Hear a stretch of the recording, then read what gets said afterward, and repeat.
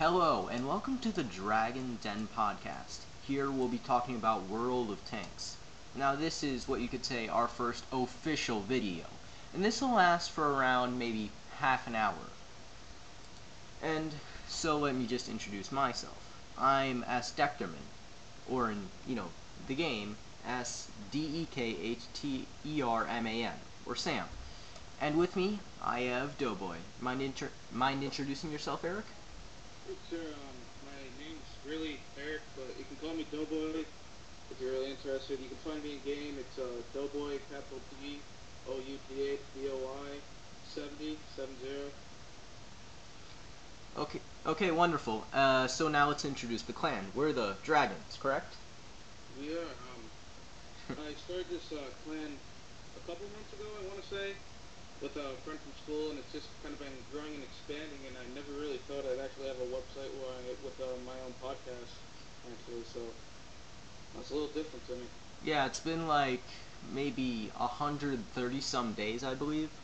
Yeah, I think so. Yeah, and we're pretty close. We chat when we can, right?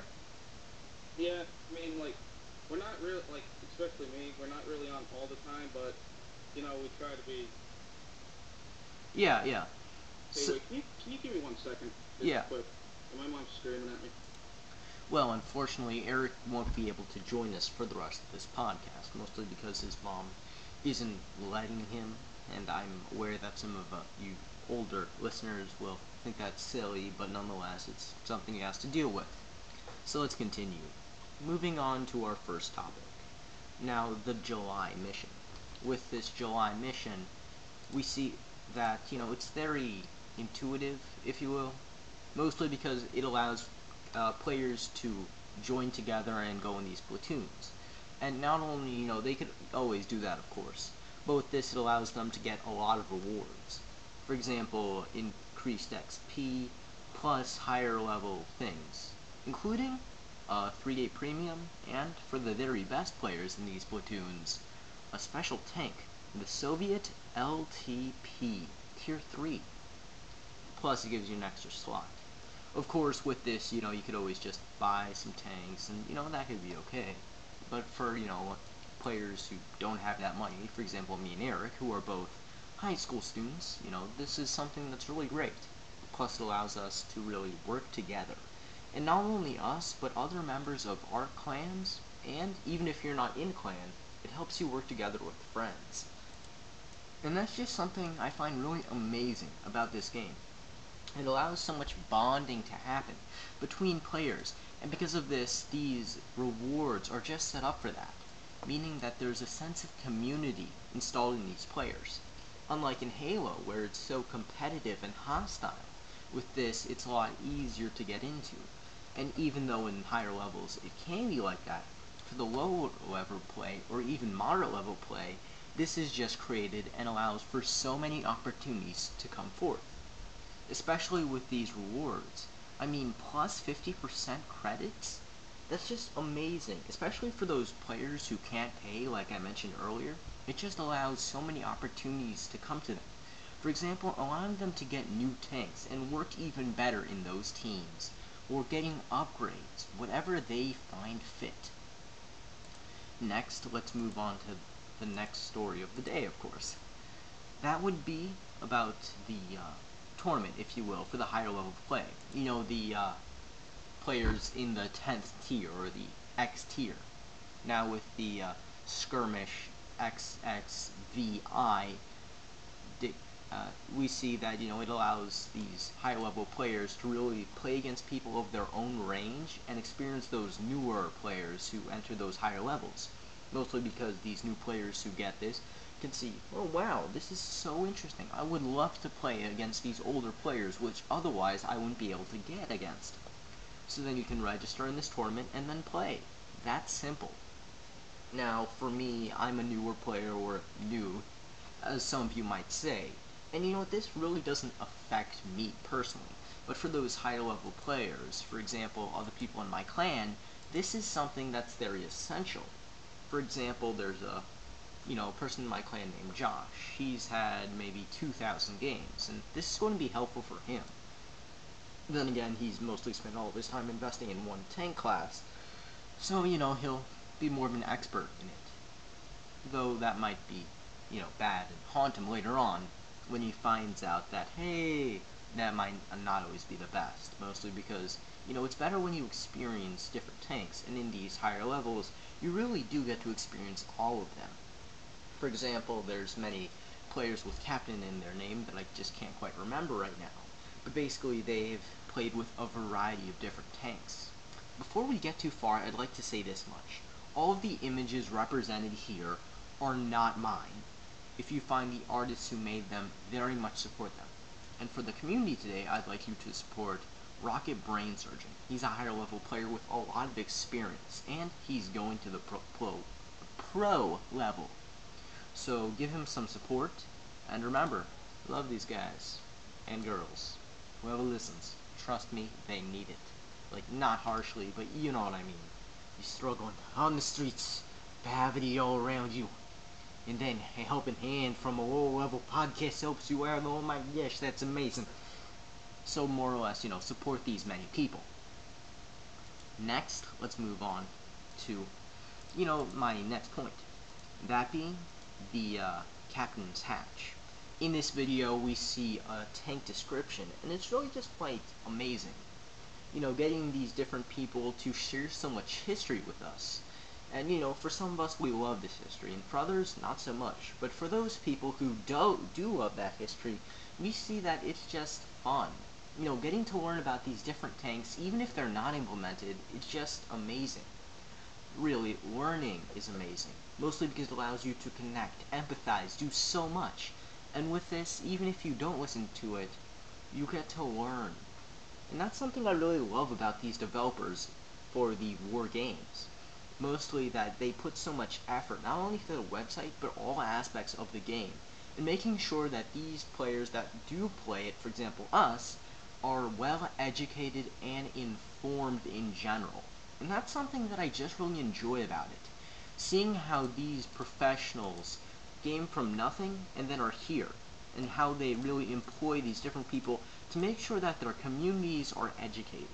Now, this isn't something that you see every day, especially in this sort of game community, and that's what makes this place so special. Now, with this, we see a description of a tank which was against flying vehicles, for example, planes and the sort, and it was used in the Vietnam era. From it, we see this different type of tank which may or may not be employed. Nonetheless, it was just awe-inspiring to see this type of devotion from the people who made this. Next, let's take a look at the World of Tank Manager. Now, this is part of the fans showcase, and it shows these different tanks and, ways for clans to organize it. I know in my clan, the Dragons, we won't have much use for this, mostly because we're a lot smaller and we all know each other's stats and that sort of thing. However, I could see this being very much helpful and essential for those higher clans, mostly because when they're checking out newer players, they want to be able to compare their stats easily. And with this, it would allow them to. Plus, it just helps them keep track of their members easily by having a registration code and a number of other items. Something that I really love about this is the daily message. Now, this is just really fun, mostly because, you can write a little message, something about your clan, and then just post it. And for those other clan members, it could be a word of advice for the newer people. And that could be something that's very much helpful and essential for a good clan. And that's something that I really love about this World of Tank Manager. Not only was it, not only made by the developers, but it was made by these veterans, if you will, who have played the game and have put all their knowledge into helping out others. And tying back, this is really what I just love about the World of Tank community. Having all these people work together to make something amazing, even if it's outside of themselves and their clans. Now, really, we all have to thank Chandog and Tim Robin for all of their hard work, and because of this, we all profit. Something I really love about it is the number of clans that have joined and seen this as a wonderful opportunity. As of now, we see that over 1,000 clans have joined up with this, and that's just awe-inspiring. The exact number of this as of this podcast is 1,068. And just think of that. Like, many of these clans aren't just one person, because those clans have no need for this, but just thousands of people using this. Think of it. Even if 10 people are in a clan, for each of these clans, that's over 10,000 people having this information. And something I really love about it personally is the recruiting feature, where you can look up a player's stats before you go for it. I know this was especially helpful for when the other day me and Eric found this new player, like 13, 12-ish, and we looked up his stats. We found that he was good, and because of this, it helped sway our decision. Now, at first he was younger, so that didn't set off some alarms. But after that, we found out that we really liked him, and his stats backed him up. So that's something that I really just love about this. Next, we can see that the July 2014 wallpaper and calendar is just awe-inspiring and amazing. It really just took my breath away when I saw it. Now, I know, as you all know, that these things come out every month and blah blah blah, but I feel that this picture just really resonated with me, mostly because of the action and the explosion in the background. Now, I know what you're thinking. This is nothing new. However, nonetheless, this is so amazing. And it's just all the detail that these amazing people are putting into it is what's really amazing about it. I mean, the amount of realism from the game to the picture is just amazing. I really have no other words for it. Seriously, it's just so incredible because of, how realistic and amazingly it's drawn. It's almost as though a real artist, and I don't mean to, hate on those graphic artists, but this is just something which takes my breath away. Really. And to see this in our community just really boosts my morale. And nonetheless, it really gives us a chance to represent ourselves, because outside of this, what do we really have? I mean, a couple of t-shirts, maybe a mug. Both this, we can show our families and whoever stops by that, yeah, we like World of Tanks, and it's nice. Even as a background, it's just a way to show our support for this amazing game, and for our community. Next, let's take a look at the results of the clan and war mission for the welcoming of new provinces. These new provinces were part of Central America, and whether you actually find these to be North America or South America in real life, that doesn't really matter. It just shows that, these developers are putting in the commitment to this game. And by introducing these new provinces, it allows us all to find new areas to fight over. And that's something that's really fun about the Clan Wars. Given I haven't really played in it, but I really would like to. Nonetheless, I see how amazing this is. And I would like to congratulate the Bulbasaur clan. I mean, that's not their real name, it's the something romantic Bulbasaurs. Which I just gotta say, on the down low, between us, look, don't tell nobody. Nobody has to know. Look, if you tell somebody, I'm a whack you real good. No one will never find out. Nonetheless, I just love the Bulbasaur, the romantic Bulbasaur thing, because of the image. I've always been a fan of Pokemon, growing up with it, and, not really having grown up with Microsoft platform or Sony platform. It was just really cute, and I liked it. And just really congrats to them for taking over, like, 4 countries? Seriously, just amazing. However, I'm sure that, in the following months after this, we'll see changes with this. Nonetheless, just congrats to you, Bulbasaurs. And this kind of reminds me of Bulbapedia and Tankpedia. Man, I love this community. Anyway, I just really love how much they're working together and conquering these new areas. Just too bad that Mexico didn't make it that far in the World Cup. You know what I mean? I mean, one day they're rocking their way. Next day, oh man, I can't see Mexico play. And no, I'm not a poet. I I didn't even know it. It was horrible, just difficult. Anyway, just congrats to these Bulbasaur, romantic Bulbasaur players, and for their, accomplishments. Furthermore, I really hope to see South America. Now, I don't know for sure if they do or don't have their own league of that sort, mostly because, there's Portugal as a language, but still it's kind of iffy for me. But if there isn't, I'd be really happy to see an expansion with this. So, next, I would like to talk about, and as usual, the map Kharkov guide. Kharkov? Kudovkov? I don't know. Basically just that one Russian snow map. And I love the amount of detail that these developers put into it, just like with everything else.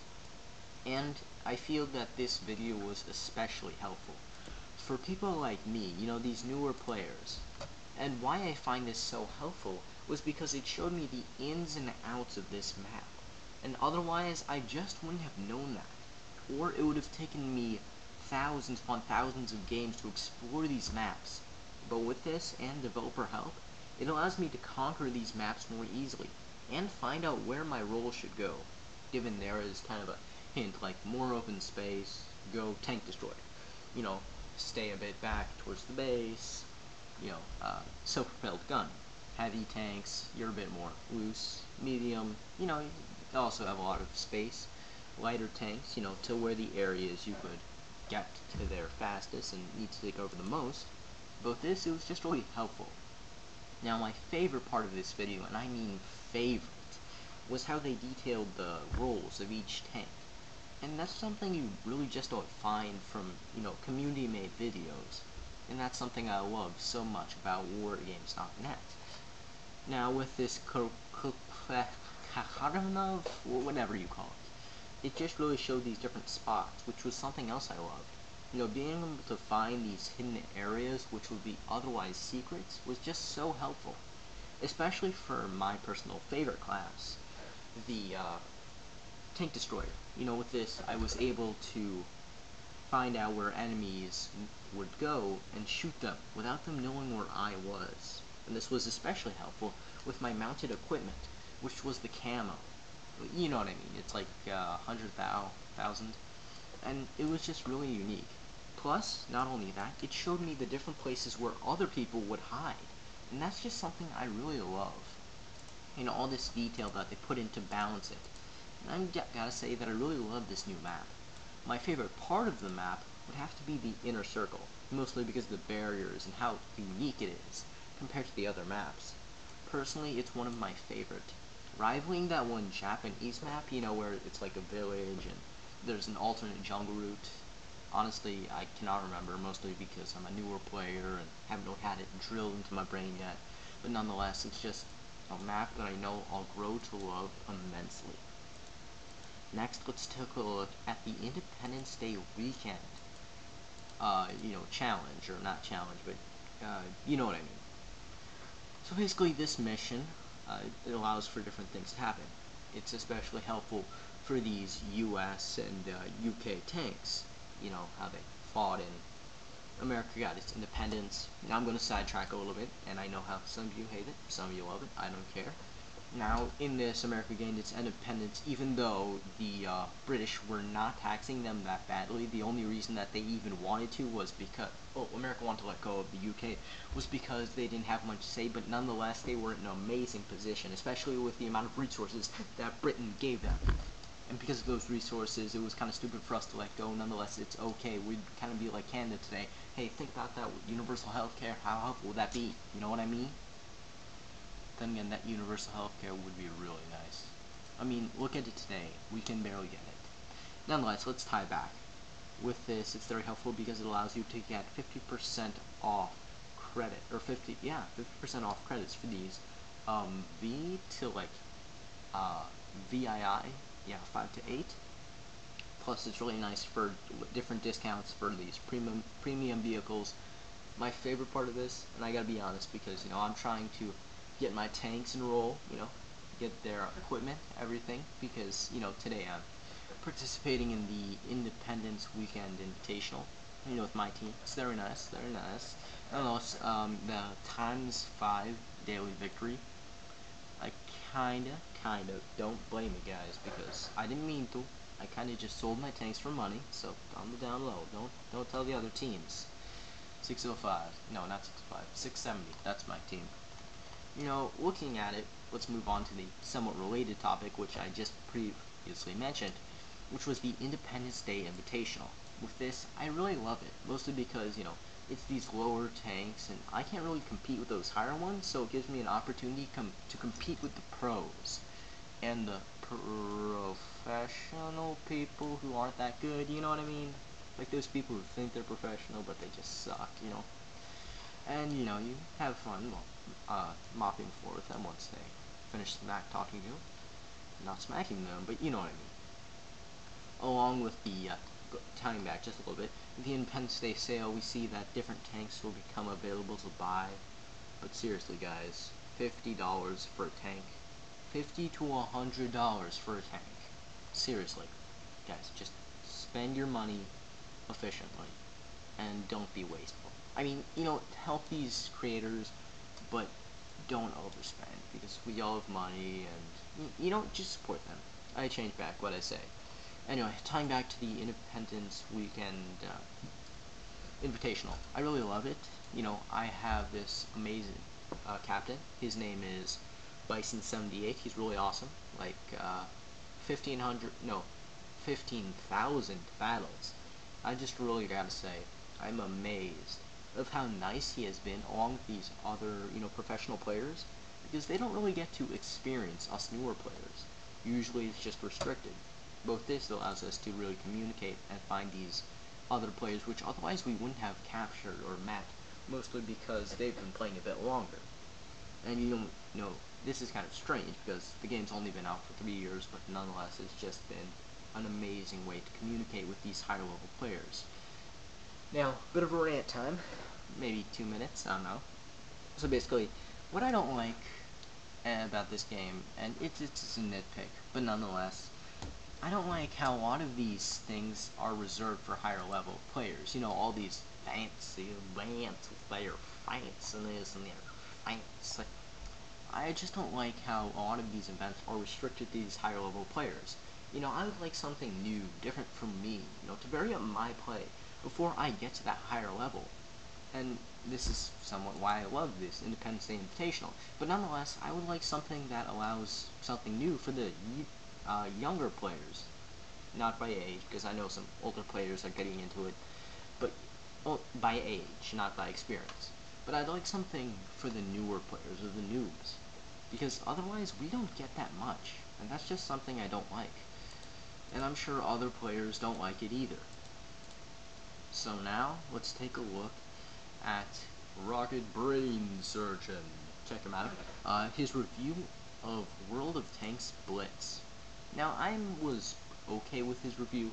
I somewhat found it a bit biased, mostly because, he does have that experience, and I would have liked for him to kind of clarify that, but he didn't really clarify it at all, so that's what kind of worries me. So, he talked about the graphics and how it was okay, but I feel he should have extended the graphics a bit more, because even though I agree that graphics aren't everything, as you'll see in his review, graphics are something to talk about, mostly because it shows these adults who play and find video games to be just a kid's thing, you know what I mean? Now it's hunting, play guns. Because these graphics have to be good to show them, this is a legitimate thing. And just not something for kids, but for people of all ages. And not just a waste of time, whatever that means. I liked his interface explanation, mostly because it talked about the main things that really mattered. For the tech tree, I agreed with him in the loosest sense that he only talked about the different lines, which, it's okay, but I didn't like how much he compared all these different tanks to their bigger brothers and sisters.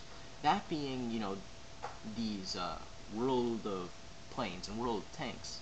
I would have liked that him to review the game in an unbiased way and to hold it to its own credits, because these mobile market people won't be holding it to these other two games, and that's just a place where he might falter through in his review. Now, with the controlled portion of his review, I was not a fan at all, mostly because he just explained what button did what, and that's not something I like. I mean, he somewhat said how tight it was, but I feel a portion of that was just unnecessary. Just think if another reviewer told you, on the Xbox you press A, B, C, and D, and do that, like a fan fan, and you do shooting guns with a shooting, and you sometimes get a bonus kill with a bonus one. With the matchmaking, I found that his review was very nice, mostly because it dealt on an issue which otherwise, we wouldn't have known, and something good to figure out when we're going in. His review of matchmaking, or that part of his review, mentioned how different levels would have been matched up, and not just the regular 2 levels that you're, 2-level range, which you're used to, but close to 5 levels in range, which is just unnecessary and cruel. However, I feel this will go away with time, not only because the developer's working on it possibly, but also because these more and more players play.